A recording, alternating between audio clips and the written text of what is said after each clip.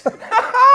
How good was that? Liverpool 5, Everton 2. It is the post-match pint from Hotel Tier, and I've got a giggling Dan Austin swigging straight from a wine bottle. I've got Paul Senior, who can't stop watching a video of penguins throwing themselves into the sea, to the classic Z Cars theme tune. If you haven't seen that, it's on Twitter right now. Go and have a look. It's fucking boss. The best thing since Happy Feet. It's tremendous. It's really great work, and someone's worked fast on it. Go ahead.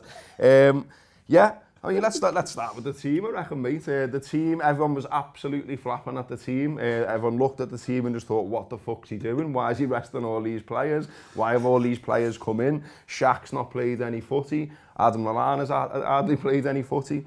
It was almost like he was trolling at Everton from the very start. It's good to see that Jurgen Klopp's in on the joke more than us. Do you know what I mean? Like, we're so emotionally invested, and what it told me is that he's looked at them and realised what I think we've all properly learned tonight is they're fucking shit. Yeah. And that we can make 5 changes in a game and still beat them by 5 goals. So, what a wonderful night. Yeah, and it was tremendous, wasn't it? There's loads of good performances all over the pitch. There's some questionable defending at times, on both sides, obviously. But what a night. What a time to be alive. It was just so funny again, wasn't it? Like, football shouldn't be that funny all the time.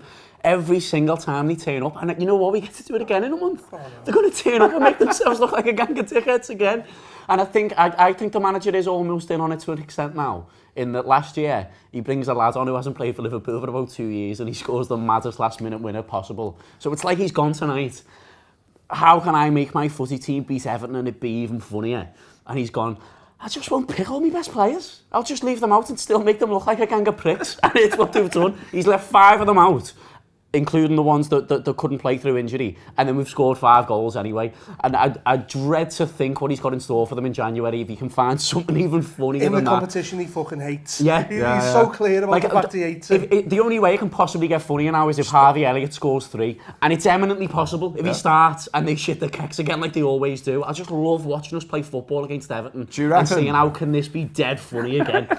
Do you reckon, like, you know, like there was some talk in the summer, wasn't there, that Origi may go, and Origi may go for more regular football and all that. Do you think Jurgen Klopp just sat opposite him and said, you get to play Everton if you stay with us, you know?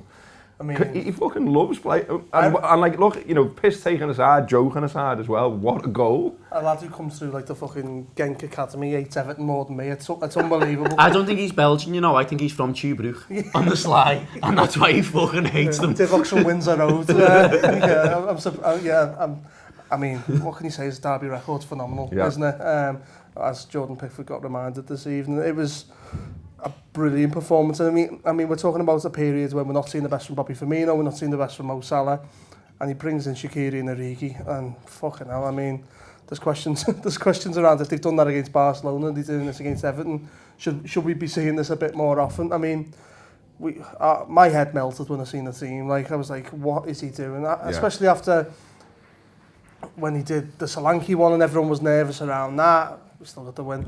The one tonight, obviously we still get the win. But going into the ground, I'm nervous, I'm always nervous, and the longer this goes on, this wonderful record that we've got at Anfield against Everton, it's going to happen one day, but it might not be in my lifetime, so I'm all right with that. I don't think it will happen one day, you know. People keep telling me that, and people were telling me that when the team came out as well. I genuinely think that, like, some sort of planetary annihilation because of climate change, or a solar flare, or an asteroid strike, or something like that, is more probable in my lifetime than ever winning an Anfield. Because everyone keeps saying it's going to happen one day, it's going to happen one day. It's not.